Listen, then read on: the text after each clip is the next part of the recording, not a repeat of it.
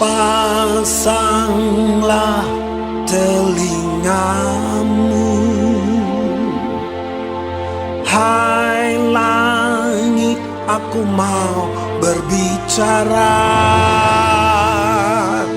dan baiklah bumi mendengarkan ucapan mulutku.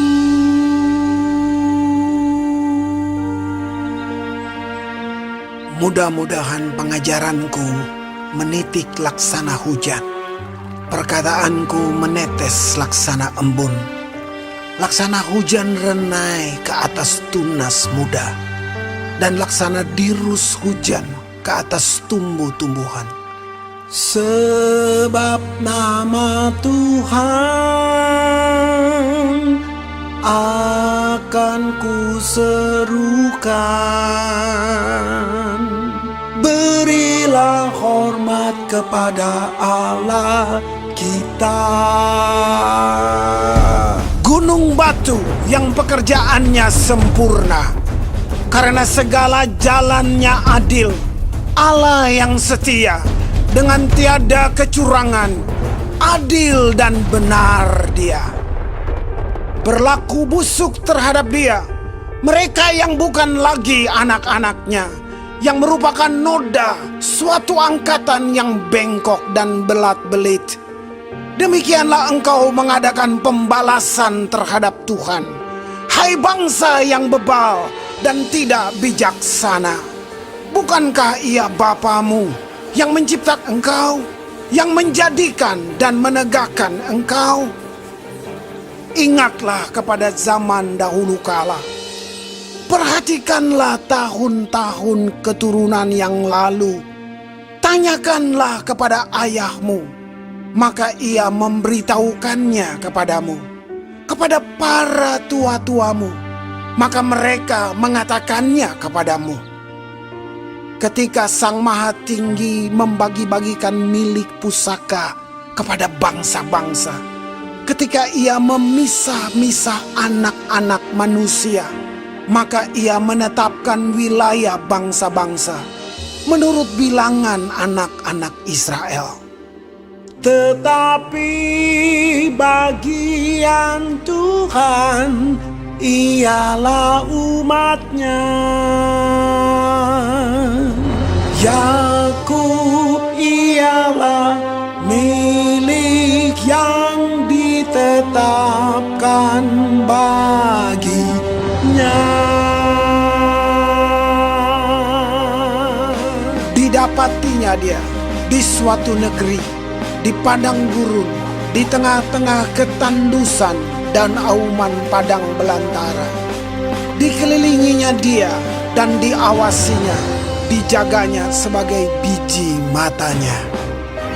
Laksana Raja Wali menggoyang bangkitkan isi sarangnya, melayang-layang di atas anak-anaknya, mengembangkan sayapnya, menampung seekor dan mendukungnya di atas kepaknya. Demikianlah Tuhan sendiri menuntun dia, dan tidak ada Allah asing menyertai dia. Dibuatnya dia berkendaraan mengatasi bukit-bukit di bumi, dan memakan hasil dari ladang. Dibuatnya dia mengisap madu dari bukit batu, dan minyak dari gunung batu yang keras. Dadih dari lembu sapi, dan susu kambing domba, dengan lemak anak-anak domba, dan domba-domba jantan dari Basan, dan kambing-kambing jantan, dengan gandum yang terbaik, juga darah buah anggur yang berbuih engkau minum. Lalu menjadi gemuklah Yesyurun dan menendang ke belakang. Bertambah gemuk engkau, gendut dan tambun, dan ia meninggalkan Allah yang telah menjadikan dia. Ia memandang rendah gunung batu keselamatannya. Mereka membangkitkan cemburunya dengan Allah asing. Mereka menimbulkan sakit hatinya dengan dewa kekejian. Mereka mempersembahkan korban kepada roh-roh jahat yang bukan Allah. kepada Allah yang tidak mereka kenal, Allah baru yang belum lama timbul, yang kepadanya nenek moyangmu tidak gentar. Gunung batu yang memperanakan engkau telah kau lalaikan, dan telah kau lupakan Allah yang melahirkan engkau.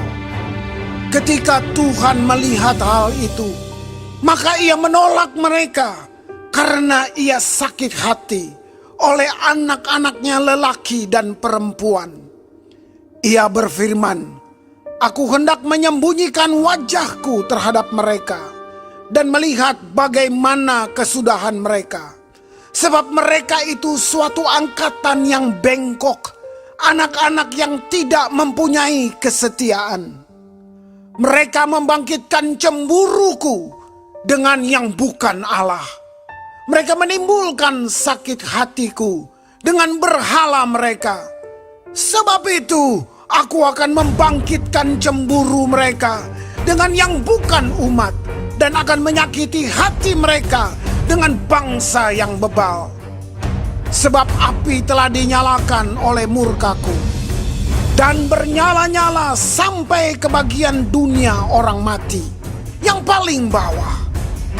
Api itu memakan bumi dengan hasilnya dan menghanguskan dasar gunung-gunung. Aku akan menimbun malapetaka ke atas mereka. Seluruh anak panahku akan kutembakkan kepada mereka. Apabila mereka sudah lemas karena lapar dan merana oleh demam yang membara dan oleh penyakit sampar, maka aku akan melepaskan taring binatang buas kepada mereka dengan racun binatang yang menjalar di dalam debu. Pedang di luar rumah dan kengerian di dalam kamar akan melenyapkan teruna maupun darah, anak menyusu serta orang ubanan. Seharusnya aku berfirman, aku meniupkan mereka, melenyapkan ingatan kepada mereka dari antara manusia. Tetapi aku khawatir disakiti hatiku oleh musuh.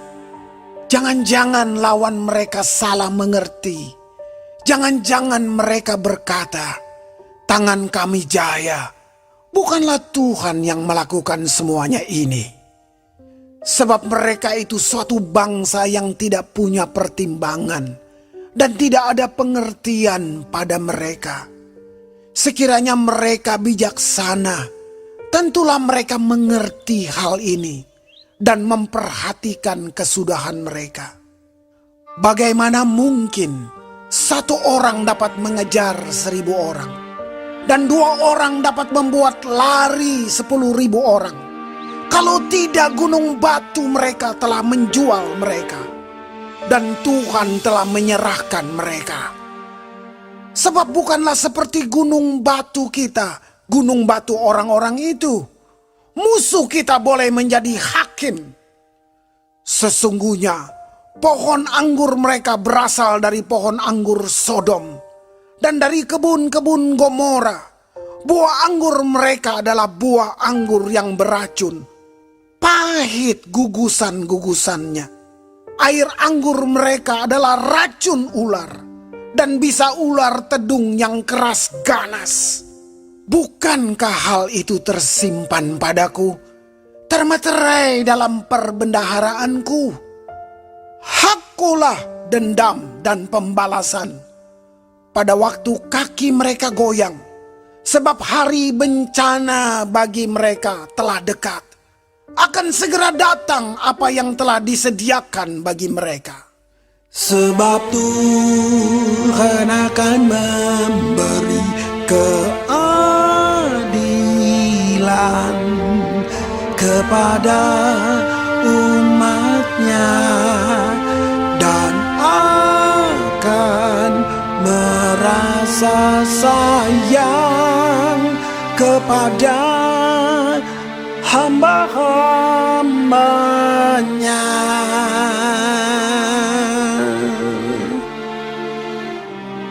Apabila dilihatnya bahwa kekuatan mereka sudah lenyap, dan baik hamba maupun orang merdeka sudah tiada.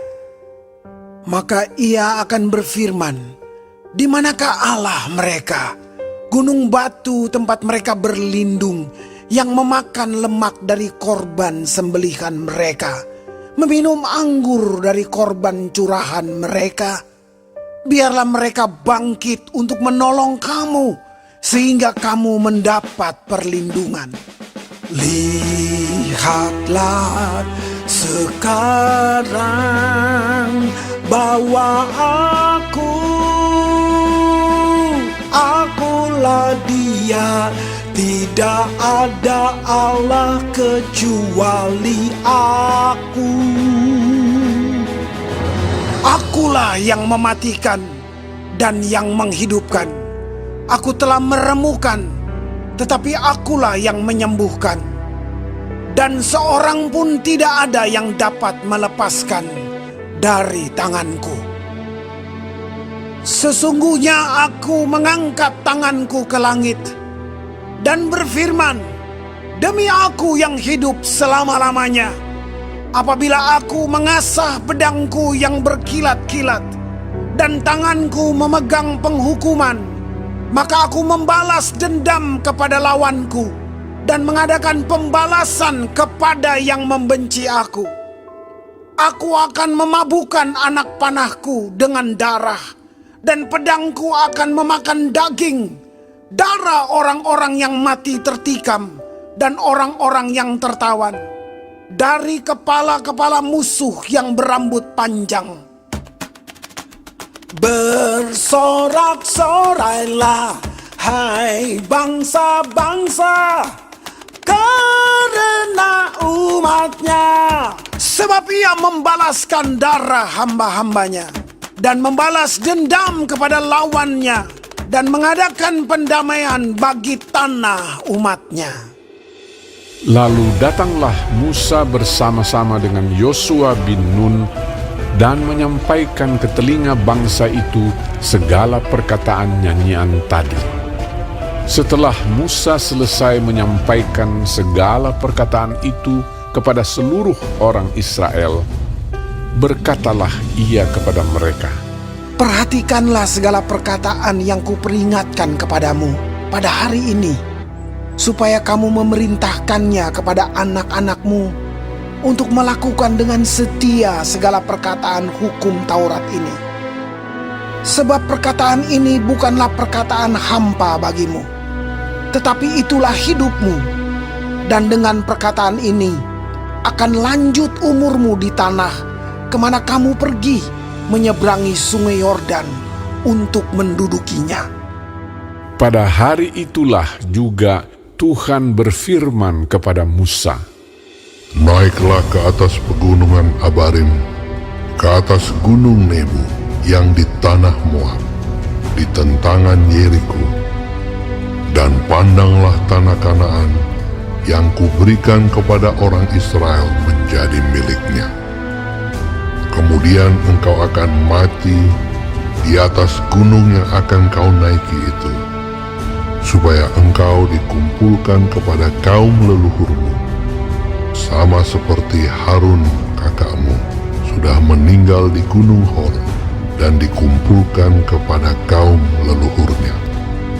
Oleh sebab kamu telah berubah setia terhadap aku di tengah-tengah orang Israel, dekat mata air Meriba di Kades di padang gurun Zin.